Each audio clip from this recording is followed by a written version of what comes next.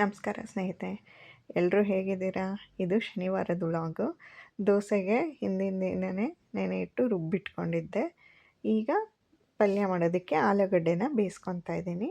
ಆಲೂಗಡ್ಡೆಗೆ ಉಪ್ಪಾಕಿ ಕುಕ್ಕರಲ್ಲಿ ಕೂಗಿಸ್ಕೊತೀನಿ. ಹಾಗೆ ಸಾಂಬಾರು ಮಾಡೋದಕ್ಕೆ ಮೂಲಂಗಿ ಟೊಮೆಟೊ ಬೇಳೆ ಸಾರು ಮಾಡೋದಕ್ಕೋಸ್ಕರ ಸ್ವಲ್ಪ ಜೀರಿಗೆ ಹಾಕ್ತಾಯಿದ್ದೀನಿ. ತೊಗರಿಬೇಳೆ, ಅರಿಶಿನ, ನೀರು, ಜೀರಿಗೆ, ಟೊಮೆಟೊ ಹಾಗೆ ಮೂಲಂಗಿ. ಇದು ಸಾಂಬಾರಿಗೆ ಒಟ್ಟಿಗೆ ಬೇಯಿಸ್ಕೊಂಡು ಅಡುಗೆ ಕೆಲಸ ಮುಗಿಸ್ಕೊಂಬಿಡೋಣ ಅಂತ. ಈಗ ಆಲೂಗಡ್ಡೆ ಪಲ್ಯ ಹೇಗೆ ಮಾಡ್ತೀನಿ ನೋಡೋಣ ಬನ್ನಿ. ಮೊದಲನೇದಾಗಿ ಎಣ್ಣೆ ಕಾಯಕ್ಕಿಟ್ಟು ಅದಕ್ಕೆ ಸಾಸಿವೆ, ಜೀರಿಗೆ, ಕಡಲೆಬೇಳೆ, ಉದ್ದಿನಬೇಳೆ, ಹಸಿಮೆಣ್ಸಿನ್ಕಾಯಿ, ಕರಿಬೇವು ಹಾಕಿ ಸ್ವಲ್ಪ ಹುರ್ಕೊಂಡು ಹಸಿ ಬಟಾಣಿ ಹಾಕ್ತಾಯಿದ್ದೀನಿ. ಈ ಹಸಿ ಬಟಾಣಿ ಸಿಡಿಯುತ್ತೆ ಅಂತ ಹೇಳಿ ತಟ್ಟೆ ಮುಚ್ತಾ ಇದ್ದೀನಿ. ನಂತರ ಟೊಮೆಟೊ, ಈರುಳ್ಳಿ ಸೇರಿಸಿ ಹುರ್ಕೊತಾ ಇದ್ದೀನಿ. ಇದಕ್ಕೆ ಸ್ವಲ್ಪ ಉಪ್ಪು ಕೂಡ ಆ್ಯಡ್ ಮಾಡ್ತಾಯಿದ್ದೀನಿ. ನಂತರ ಇದು ಸ್ವಲ್ಪ ಮೆತ್ತಗಾದ ನಂತರ ಅರಿಶಿನ ಪುಡಿ ಹಾಕಿ ಇನ್ನೊಂದು ಸಲ ಹುರಿತಾ ಇದ್ದೀನಿ.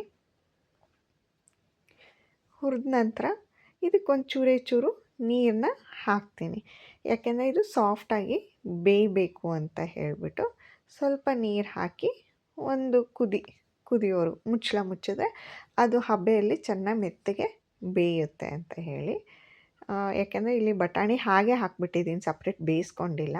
ಜೊತೆಗೆ ಈರುಳ್ಳಿನೂ ಸ್ವಲ್ಪ ದೊಡ್ಡ ದೊಡ್ಡ ಪೀಸ್ ಇರೋದ್ರಿಂದ ಬೇಯಲಿ ಅನ್ನೋ ಕಾರಣಕ್ಕೆ ಒಂಚೂರು ನೀರು ಹಾಕಿ, 1-2 ಚಮಚದಷ್ಟು ನೀರು ಹಾಕಿ ತಟ್ಟೆ ಮುಚ್ಚಿಟ್ರೆ ಹಬೆಯಲ್ಲಿ ಚೆನ್ನಾಗಿ ಬೇಯ್ಕೊಳ್ಳುತ್ತೆ ಅಂತ. ನಂತರ ಆಲೂಗಡ್ಡೆನ ಸಿಪ್ಪೆ ತೆಗೆದು ಸ್ಮ್ಯಾಶ್ ಮಾಡಿ ಇಟ್ಕೊಂಡಿದ್ದೀನಿ, ಅದನ್ನು ಸೇರಿಸ್ತೀನಿ. ಸೇರಿಸಾಗಿ ಮೇಲಿಂದ ಚೆನ್ನಾಗಿ ಮಿಕ್ಸ್ ಮಾಡ್ತೀನಿ. ಇದೆಲ್ಲ ಸಾಮಾನ್ಯವಾಗಿ ನೀವೆಲ್ಲ ಹೇಗೆ ಮಾಡ್ತೀರೋ ಹಾಗೇ. ಇದಕ್ಕೆ ನಂತರ ಕೊತ್ತಂಬರಿ ಸೊಪ್ಪು, ನಿಂಬೆ ರಸನ ಆ್ಯಡ್ ಮಾಡ್ತೀನಿ. ಸೀಸನ್ ಆಗಿರೋದ್ರಿಂದ ಹಸಿ ಬಟಾಣಿನ ಯೂಸ್ ಮಾಡ್ತಾಯಿದ್ದೀನಿ, ಇಲ್ಲ ಅಂದರೆ ಸ್ಕಿಪ್ ಮಾಡ್ತೀನಿ. ಸೊ ಹುಣ್ಣಿಮೆ ಆಗಿರೋದ್ರಿಂದ ಪೂಜೆಗೆಲ್ಲ ರೆಡಿ ಮಾಡಿದ್ದೀನಿ. ನಮ್ಮ ಮನೆಯವರು ದೇವ್ರ ಪೂಜೆ ಮಾಡ್ತಾರೆ. ಪೂಜೆ ಸಾಮಾನೆಲ್ಲ ತೊಳೆದಿಟ್ಟಿದ್ದೀನಿ.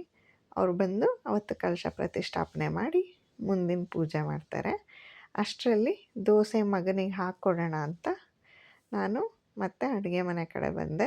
ತುಂಬ ದಿನ ಕೆನೆ ಕೂಡಿಟ್ಟಿದ್ದೆ, ಕಡಿಯೋದಕ್ಕಾಗಿರಲಿಲ್ಲ. ಸೊ ದೋಸೆ ಮಾಡ್ತಾಯಿದ್ದೀನಲ್ಲ, ಚೆನ್ನಾಗಿರುತ್ತೆ ಬೆಣ್ಣೆ ಹಾಕ್ಕೊಂಡು ತಿನ್ನೋದಕ್ಕೆ ಅಂತ ಹೇಳಿಬಿಟ್ಟು ಫ್ರೆಶ್ಶಾಗಿ ಆಗ ತಾನೇ ಬೆಣ್ಣೆ ಕಡಿದೆ. ನೋಡಿ, ಇದು ಎರ್ಕದ್ದು, ಅಂದರೆ ಈಗೆಲ್ಲ ಬಂದಿದೆಯಲ್ಲ ಕಾಸ್ಟ್ ಐರನ್ ಅಂತ, ಅದು ಇವಾಗ ಟ್ರೆಂಡಲ್ಲಿರೋದು. ಬಟ್ ಇದು ಹಳೇದು. ನನ್ನ ತಾಯಿ ಮನೆಯಿಂದ ನಾನು ತಂದಿದ್ದು. ಲೋಕಲಾಗಿ ಮಾರ್ಕೆಟ್ ಸಂತೆಯಲ್ಲೆಲ್ಲ ಸಿಗುತ್ತಲ್ಲ, ಅಲ್ಲೇ ತೊಗೊಂಡಿದ್ದು ಹಂಚು. ಸೊ ದೋಸೆ ಹಾಕಾಯಿತು. ಇದು ನೋಡಿ ಪೂಜೆ, ನಮ್ಮನೆ ಬನದ ಹುಣ್ಣಿಮೆಯ ದಿನ ನಡೆದಂಥ ಪೂಜೆ ಇದು.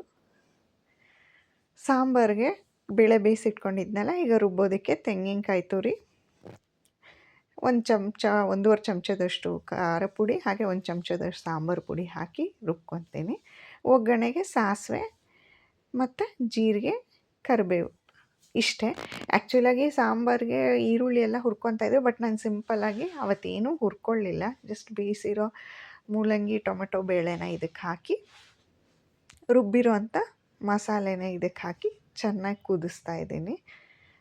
ಇದಕ್ಕೆ ನೀರು, ಈ ಮಿಕ್ಸಿ ಜಾರಲ್ಲಿ ಮಿಕ್ಕಿರೋದಕ್ಕೂ ನೀರು ಹಾಕಿ ಚೆನ್ನಾಗಿ ತೊಳೆದ್ಬಿಟ್ಟು ಅದಕ್ಕೆ ಹಾಕ್ತೀನಿ.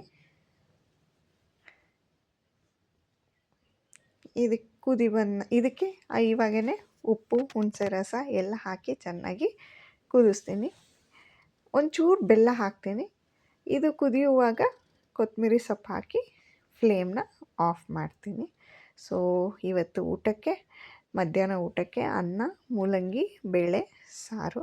ನನ್ನ ಮಗ ಇವತ್ತು ತುಂಬ ಹೊತ್ತು ಮಲಗಿದ್ದ, ಯಾಕೋ ಚಿಕ್ಕವನು.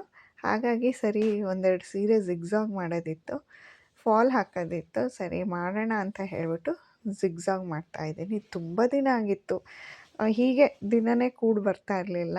ಇದು ನನ್ನ ಹತ್ರ ಇರೋ ಮಿಷಿನಲ್ಲಿ ಜಿಗ್ಜಾಗು ಮಾಡ್ಬೋದು, ಹೊಲಿಲೂಬೋದು. ಎರಡೂ ರೀತಿ ಇದೆ. ಸೊ ನಮ್ಮನೆ ಸೀರೆಗಳಿಗೆಲ್ಲ ನಾವೇ ಜಿಗ್ಜಾಗು ಫಾಲು ಹಾಕ್ಕೊತೀವಿ. ಈ ರೀತಿ ಫೂಟರ್ ಚೇಂಜ್ ಮಾಡೋದು, ಇದು ಜಿಗ್ಜಾಗ್ ಫೂಟರು. ಇದನ್ನು ಮಾಡುವಾಗ ಜಿಗ್ಜಾಗ್ ಮಾಡುವಾಗ ಈ ಫೂಟರ್ ಹಾಕ್ಕೊತೀನಿ. ನೆಕ್ಸ್ಟ್ ಏನಾದರೂ ಹೊಲಿಬೇಕು ಅಂದಾಗ ಈ ಫೂಟರ್ ಹಾಕ್ಕೊಂಡು ಹೊಲಿಯೋದು. ಸೊ ಸಣ್ಣ ಪುಟ್ಟ ಹೊಲಿಗೆ ಎಲ್ಲ ನಾವೇ ಮಾಡ್ಕೊತೀವಿ. ಈ ಸ್ಲೀವ್ಸ್ ಅಟ್ಯಾಚ್ ಮಾಡೋದಿರ್ಬೋದು. ನೋಡಿ, ಇಲ್ಲಿ ಈ ರೀತಿ ಅಡ್ಜಸ್ಟ್ ಮಾಡ್ಕೋಬೇಕು. ಎಂಬ್ರಾಯ್ಡ್ರಿನೂ ಮಾಡ್ಬೋದು, ಬಟ್ ನಾನು ಯಾವತ್ತೂ ಎಂಬ್ರಾಯ್ಡ್ರಿ ಮಾಡಿಲ್ಲ. ನಾರ್ಮಲ್ ಹೊಲಿಗೆಗಳನ್ನ ಹಾಕ್ಕೊಂಡಿರೋದು. ಎಸ್ಪೆಷಲಿ ಹೊಸ್ದಾಗಿ ತಂದಿರೋಂಥ ಬಟ್ಟೆಗಳಿಗೆ ರೀಸ್ಟಿಚ್ ಮಾಡೋದು. ಈ ವಿಡಿಯೋ ಹೇಗಿತ್ತು ಅಂತ ಕಮೆಂಟ್ ಮೂಲಕ ತಿಳಿಸಿ. ಹೀಗೆ ಸಪೋರ್ಟ್ ಮಾಡ್ತಾಯಿರಿ. ಮುಂದಿನ ವಿಡಿಯೋದಲ್ಲಿ ಸಿಗ್ತೀನಿ. ನಮಸ್ತೆ.